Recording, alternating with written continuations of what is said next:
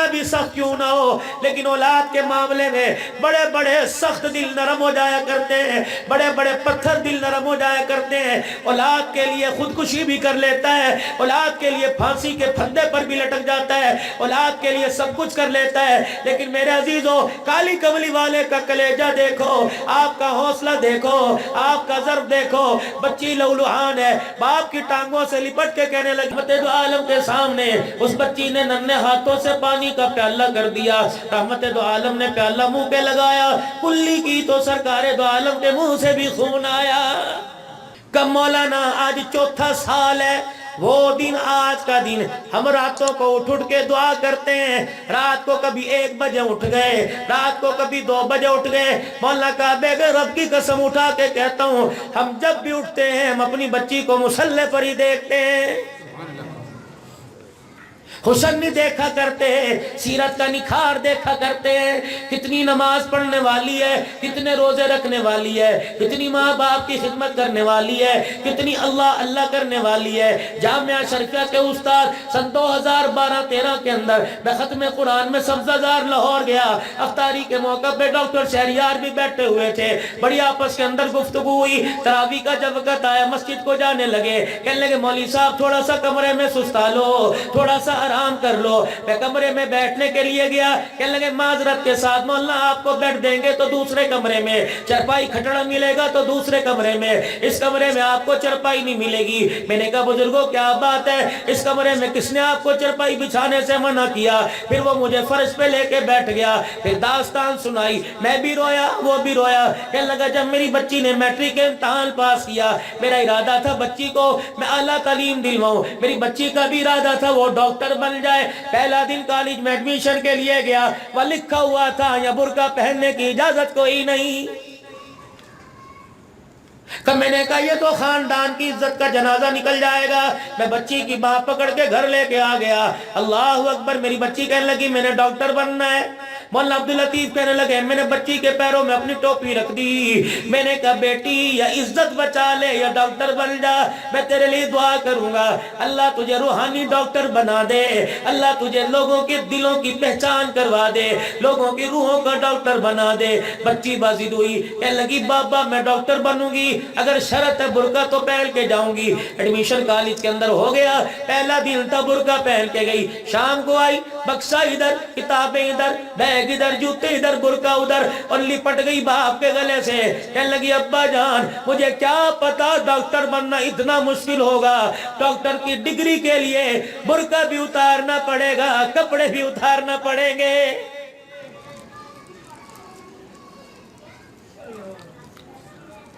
کہ ابا جان ڈاکٹر بنوں، پرائیویٹ پڑھوں گی، لیکن برقع نہیں اتاروں گی، تیری عزت تیری پگڑی پہ آنچ نہیں آنے دوں گی۔ کہ مولانا آج چوتھا سال ہے، وہ دن آج کا دن ہم راتوں کو اٹھ کے دعا کرتے ہیں۔ رات کو کبھی 1 بجے اٹھ گئے، رات کو کبھی 2 بجے اٹھ گئے۔ مولا کعبے کے رب کی قسم اٹھا کے کہتا ہوں، ہم جب بھی اٹھتے ہیں ہم اپنی بچی کو مصلی پر ہی دیکھتے ہیں۔ میری بچی موازنہ کر لے، آج فجر کی نماز پڑھیو، تہجد پڑھ کے آج عسیری بنائیو، آج قرآن کی تلاوت کر کے آٹا گوندیو۔ خدا کی قسم کھانے والوں کے رزق کے اندر آسمان سے انوارات کی بارش ہونا شروع ہو جائے گی۔ تیرے ناخنوں کی نحوست، تیری نیل پالش کی نحوست، تیرے دخون بڑے ہوا کی نحوست۔ صبح صبح اٹھی، اللہ اکبر، پتہ نہیں ساری رات موبائل کے اندر کیا گیم میں دیکھتی رہی، آنکھوں کے اندر بے حیائی کی نحوست۔ جب صبح اٹھی تو نے آٹا گوندنا شروع کیا، یہ ساری کی ساری نحوستیں آٹے کے ذرات کے اندر منتقل ہوئی، پھر پیڑے میں، پھر پروٹھے کے اندر منتقل ہو کر تیرے اولاد کے اندر گئی۔ میدہ تو دور کی بات ہے، اندر سینے کی روحانیت کو اجاڑ کے رکھ دیا ہے۔ کہاں چلی گئی وہ مائیں جو کھانا کھانے سے پہلے اونچی آواز میں بسم اللہ پڑھوایا کرتی تھی، چمچہ ہاتھ پہ مار کے کہتی تھی جا ہاتھ دھو کے آ، اچھی طرح سالن صاف کر پھر دوبارہ ملے گا۔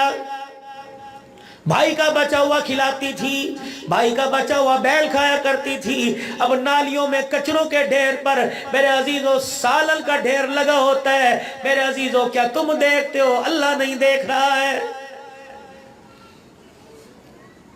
کہنے لگے ساری ساری رات میری بچی جاگتی ہے مولانا، اس کمرے میں نے بیڈ نہیں لگایا، اس کمرے میں نے کرسی نہیں لگائی۔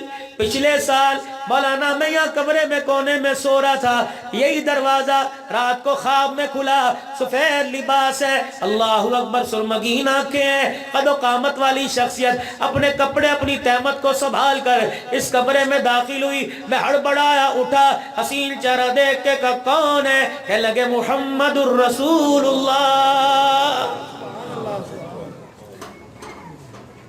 میں نے کہا اللہ کے نبی میں اور آپ نے فرمایا تو یوں نہ سمجھو تو مولوی ہے اس لیے تیرے گھر میں آیا، تو شیخ الحدیث ہے اس لیے تیرے گھر میں آیا، تو اقرا روضۃ الاطفال کا ناظم ہے اس لیے میں تیرے گھر میں آیا، میں اس لیے تیرے گھر میں آیا، اس گھر کے اندر میرا تحفہ دیا ہوا پردہ موجود ہے، جب تیری بچی پردہ کرتی ہے فرشتے میری قبر میں آ کے پیغام دیتے ہیں، تیرے گھر کی باتیں فرشتے جب آ کے اللہ کے حکم سے میری قبر میں آ کر بتلاتے ہیں تو مجھے تیرا اتنا پیارا گھر لگا، آمنہ کا لال چند دن کے لیے تیرے گھر میں رہنے کے لیے آیا۔ پھر ہچکیوں کے ساتھ رونے لگا، کہنے لگا مولوی صاحب یہ جگہ تھی جہاں امام الانبیاء کافی دیر تک میرے ساتھ بیٹھ کے باتیں کرتے رہے، میں نے اس وقت سے اس کمرے سے پلنگ ہی اٹھا دیے، اور میں نے کہا اس کمرے میں پلنگ کا کیا کہا، یا اللہ کا نبی کافی دیر بیٹھ کے ہمارے گھر میں خدا کی رحمتیں دے کے گیا ہے۔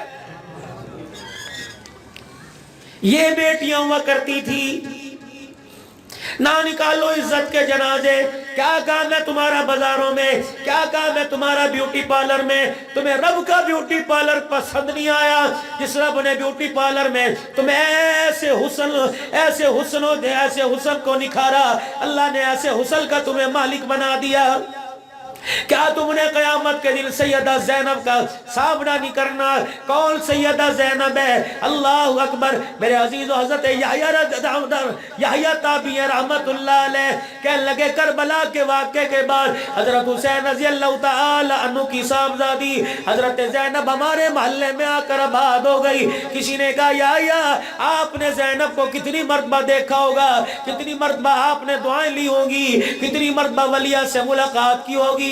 فرمایا رب کعبہ کی قسم وہ آپ زینب نہیں، نبی کے حسین کی زینب ہے۔ 15 سال چہرہ تو دور کی بات، ہم نے کبھی برقعے کے اندر بھی نبی کی زینب کو نہیں دیکھا ہے۔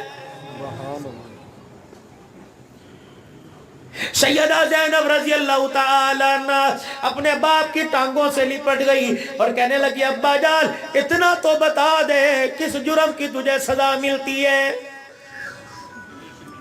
صحیح سالم گھر سے بھیجتے ہیں، کپڑے لولوحان کر کے گھر کے اندر آتا ہے، ابا جان چہرے سے خون آتا ہے، اب کب تلک اپنے دوپٹے کو پھاڑ کے تیری پٹیاں کریں؟ رسول اللہ کی آنکھوں میں آنسو آ گئے، فرمایا زینب میں نے بھی ان سے سوال کیا، میں نے پوچھا کیوں مارتے ہو؟ جواب میں دوسرا پتھر آیا، اے زینب مجھے نہیں بتاتے، تو ان سے پوچھ لے۔